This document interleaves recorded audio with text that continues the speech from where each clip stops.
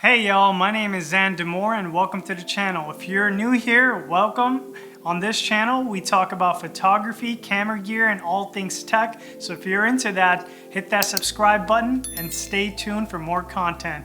Now let's get to the subject on hand, which is this beast right here, which I just got in the mail, the Sony A1. I'm so excited to unbox it and give you my first hands-on impressions.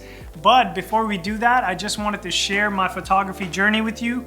I enjoy shooting wildlife, portraits, and landscape. So naturally, when I started my photography journey, I gravitated towards shooting on the Nikon D800 series of camera. And back in 2015, when Sony launched the A7R II, I was just amazed how small and compact that camera was and how many features it actually packed into it. So I jumped ship to Sony and I have not looked back ever since. And I've owned all the A7R series of cameras, so A7R II, 3, 4, and I'm so excited to own the A1. The only thing that stopped me from picking it up at launch was the price tag. Obviously, it cost $6,500, and it's a lot of money, so it took me a while to kind of justify that cost.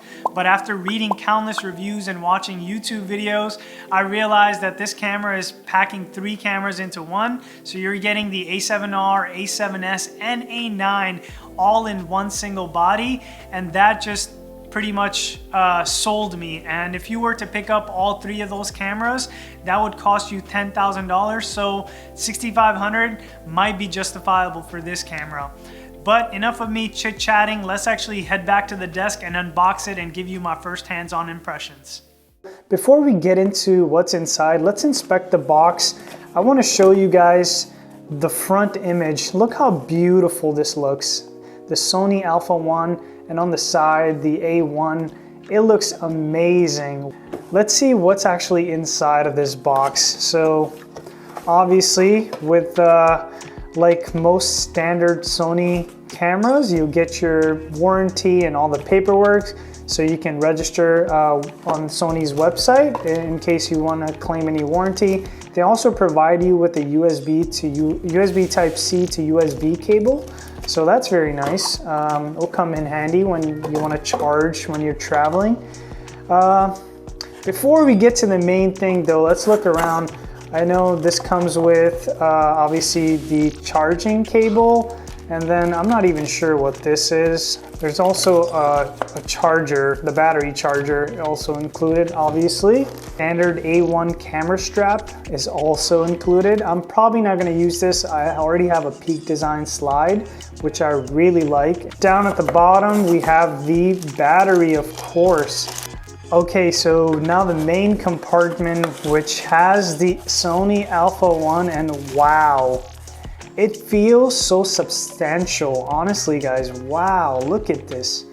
It is beautiful.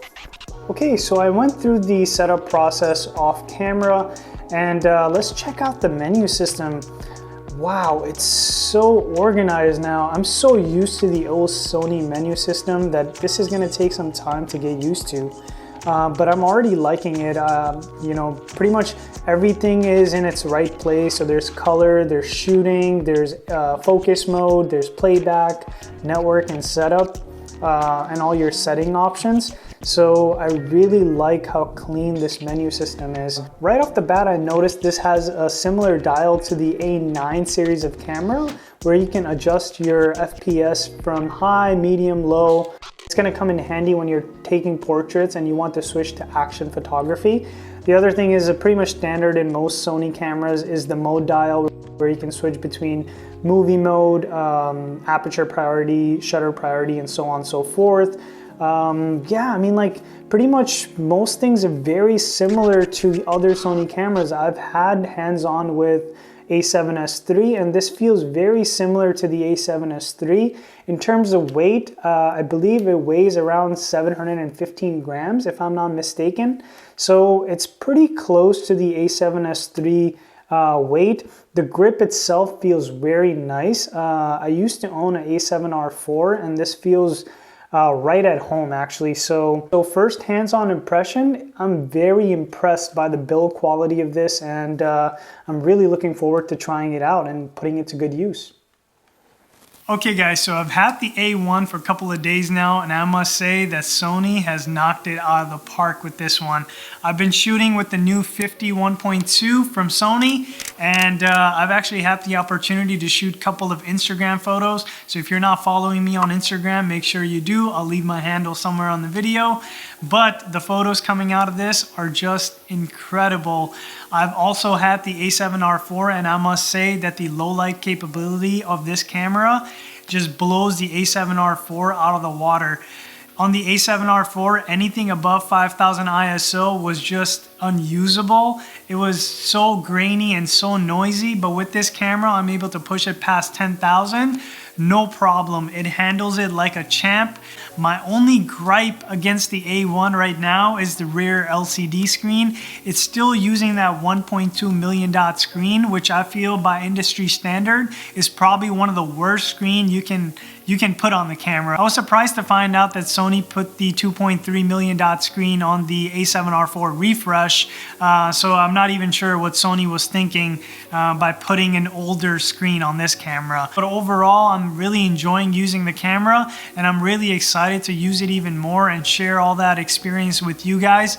Me and my wife are actually planning a trip to Utah to do the Mighty 5, so I'm glad that this came in time, because I'm going to be using it to take some amazing pictures and amazing video while I'm there enjoying my trip. So stay tuned and stay subscribed for more content. Keep on doing more, and I'll catch you in the next one. See ya.